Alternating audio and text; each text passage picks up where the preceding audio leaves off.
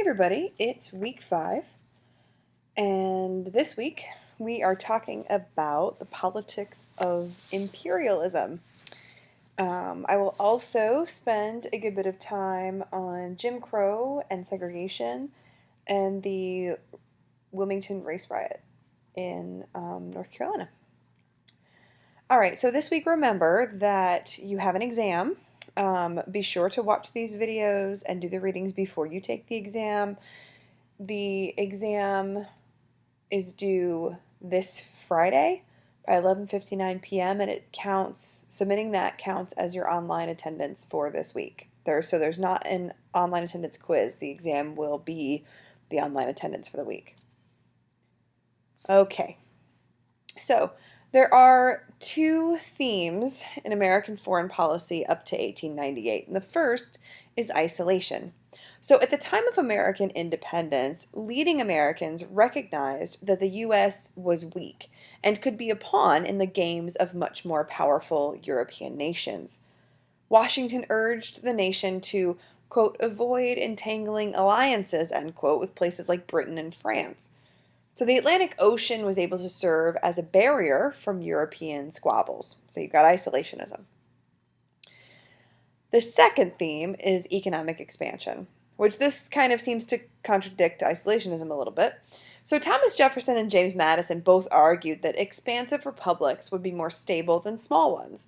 Factions would be weakened by space. So if you had groups that disagreed with each other politically, like say you had like 4 groups or something like that, and it spread over a much larger area, those 4 groups don't have as much influence, so factions would be weakened by space. The idea of manifest destiny also played a role. Economic expansion was then justified as a spread of democracy, Christianity, civilization, and, in fact, Americanism. Frederick Jackson Turner's frontier thesis that we talked about suggested this process of expansion was crucial to the American character as well as the economy. In fact, expansion has often caused crises as it resolved them. The War of 1812, slavery and its expansion westward, the Mexican War, the Civil War, Indian Wars. Americans fought with every neighbor. Lust for Canada, Cuba, Mexico, and the Caribbean. The symbol of these two themes is the Monroe Doctrine of 1823.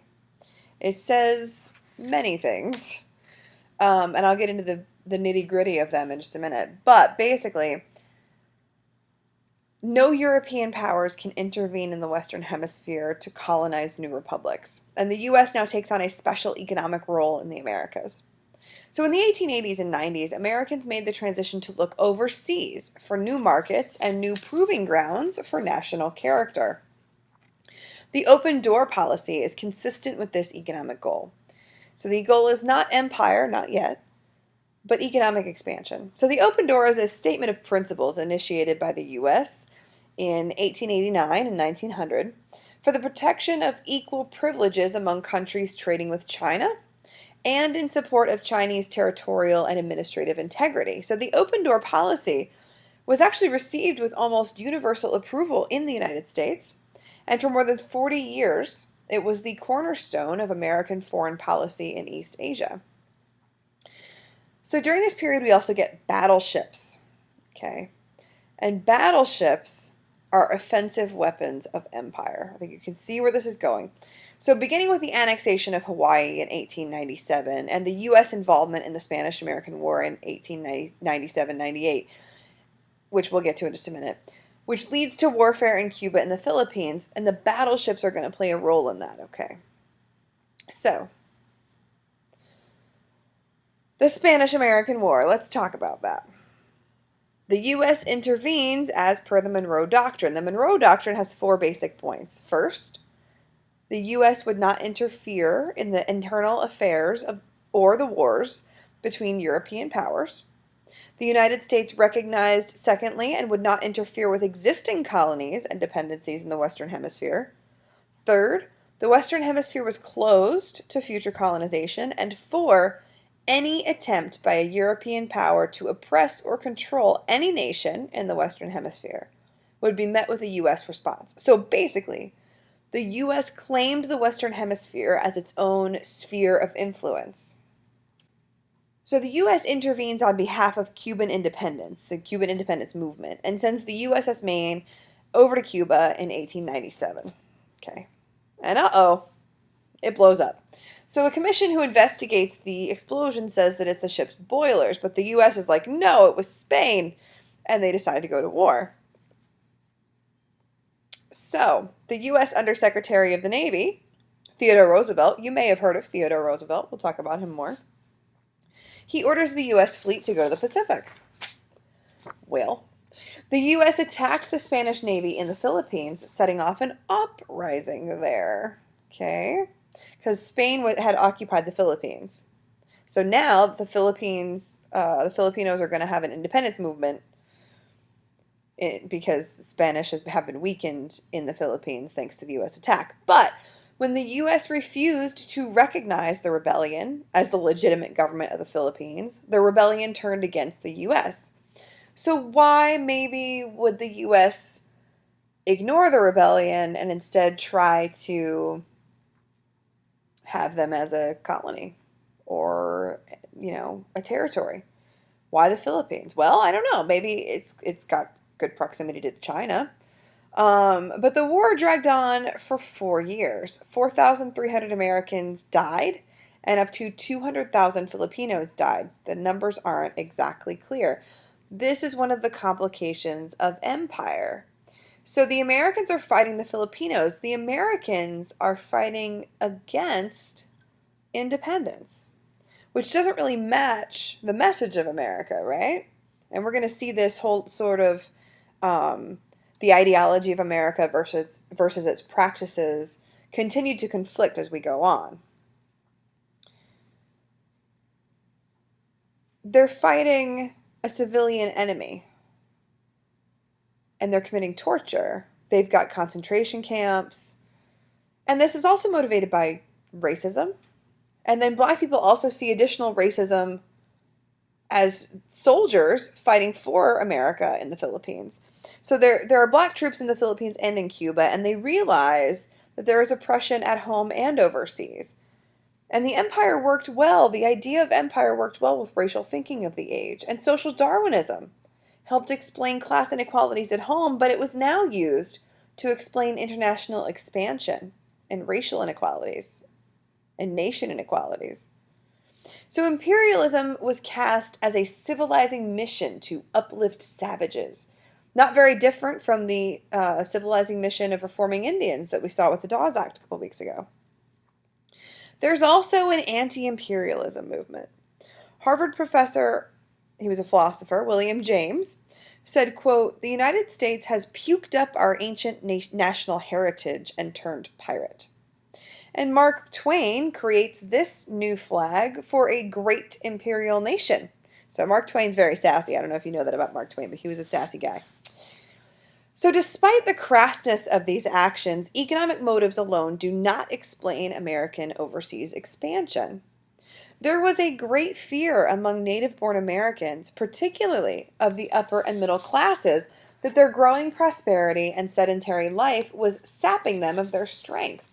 So middle classes spent their time indoors, right? They were pushing paper, they had desk jobs, and the empire was a corrective that would make the U.S. manly again. So it was a more active, rugged, violent, masculine type of thing. Now, I know we don't have these particular gender standards largely today in this nation. This is just the idea of what it meant to be masculine in the 1890s. Okay. So let's talk about Teddy Roosevelt. He is someone who kind of encapsulates Frederick Jackson Turner's frontier thesis, and I will explain why.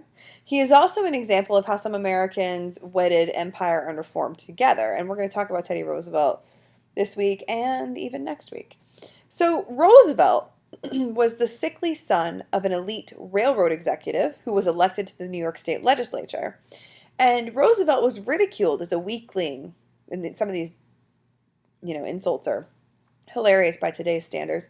He was called a Jane Dandy, a pumpkin lily, and the exquisite Mr. Roosevelt. And he was said to be, quote, given to sucking the knob of an ivory cane. end quote. So, and he had asthma, so he was really quite sick. He had severe asthma. But he went out to North Dakota in 1884 to reinvent himself as a rugged, rough cattle rancher and a self-made man, which he managed to do. I mean, how many of you knew that Teddy Roosevelt was a sick, weak kid, right? I mean, look at him. Like, he does not, and if you listen to him, like, he doesn't have that sort of, impression on you, right? So, and Roosevelt cast external expansion, that is, doing things like, trying to take control of the Philippines and Cuba, as a way of preserving traditional American values and reinvigorating the nation. Okay. So, and, one of the ways he did that, right, was he was a big champion of the Panama Canal. So expansion into Latin America and resources there, and sort of doing that as a way to, keep things American, right? We expanded west. The West is gone. It's all taken up now. Where else do we go? So one of these, solutions is, hey, why don't we expand overseas and get territories and all that sweet kind of stuff, and we'll continue to preserve our virtues and manifest destiny that way. So other people also kind of write about imperialism, and one of those folks is Rudyard Kipling. You may have heard of him. He wrote The Jungle Book.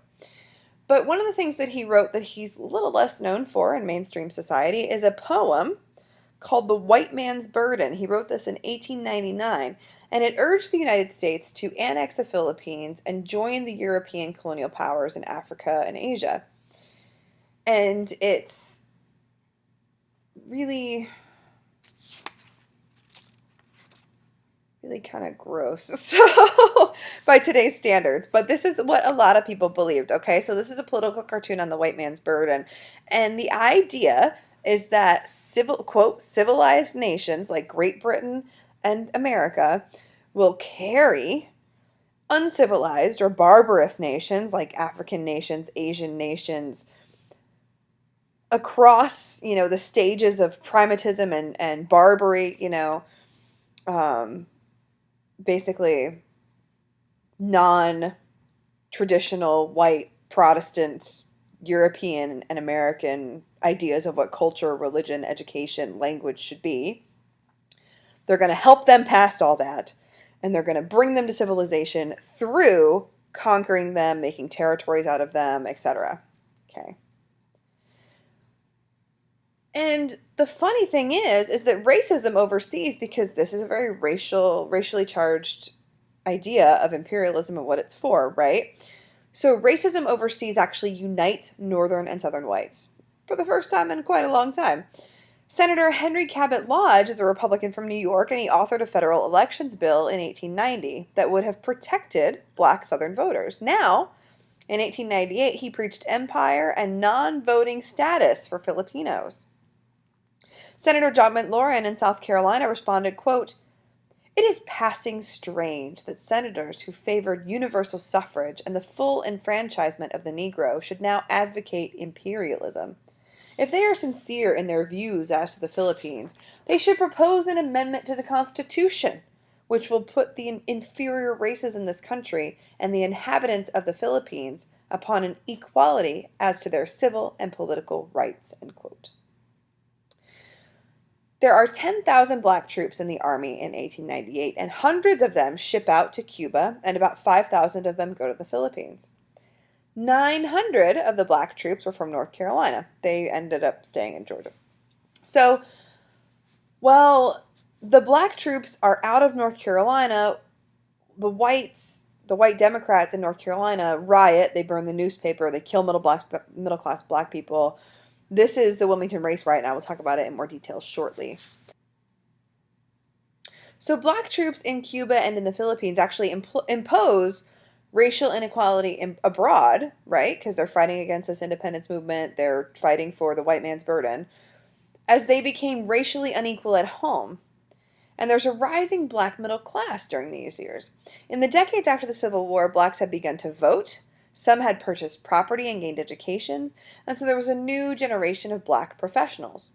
The same forces that destabilized America's cities in the late 19th century also threatened to destabilize the old paradigm of white supremacy in the South. Black populations were growing too, and in North Carolina at least, black children were receiving public educations. Blacks now served in the U.S. military. Blacks owned land in the South. Black people worked in factories, and increasingly, a black middle class aspired to the same things that whites did. This advancement meant that some African Americans even moved ahead of some whites.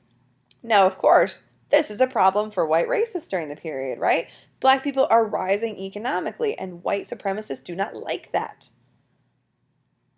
So we talked about Booker T. Washington, right? And we talked about, we talked about his speech. So I'm going to give a little bit more background on that speech. He was born a slave in Virginia, and he was offered the chance to speak at the Atlanta Exposition in 1893, a showcase of the New South. And between 25,000 and 50,000 people visited the Atlanta Exposition. It showcased the latest advantages in industrial technology. And there was a Negro building designed and built entirely by black mechanics, containing a steam engine built by students at Booker T. Washington's Tuskegee Vocational Institute. It was the first time in Southern history that a black man had been asked to speak at such a momentous occasion. And he spoke differently to the different people in the audience. To black people, he said, quote, "It is at the bottom of life we must begin, not the top. Agitation for social equality is the extremist folly. The opportunity to earn $1 in a factory just now is worth infinitely more than the opportunity to spend $1 in an opera house." End quote. So that was his message to black people. It's the bottom of life we must begin. So to whites, he said, in the future as in the past, Southern whites would be surrounded by, quote, "the most patient, faithful, law-abiding, and unresentful people the world has ever seen." Unlike the new immigrants of the northern cities, blacks had, quote, "without strikes and labor wars, tilled your fields, cleared your forests, builded your railroads and cities. We will run your factories." And to both races, he said, quote, "In all things that are purely social, we can be as separate as the fingers, yet one as the hand in all things essential to mutual progress." But we talked about this. While it seemed that Washington was accepting subordination in order to get work for African Americans, and white audience members wept with joy, he was actually trying to secure industrial jobs for black people, right? It was a strategy. He was in the Deep South, right, where there were very few opportunities for blacks other than sharecropping. And unskilled industrial work like the factory jobs he was asking for would have been a huge improvement for most black people in the new United States. So Washington wanted a compromise, right? No more Klan violence against blacks and industrial jobs in return for African Americans' acceptance of segregation.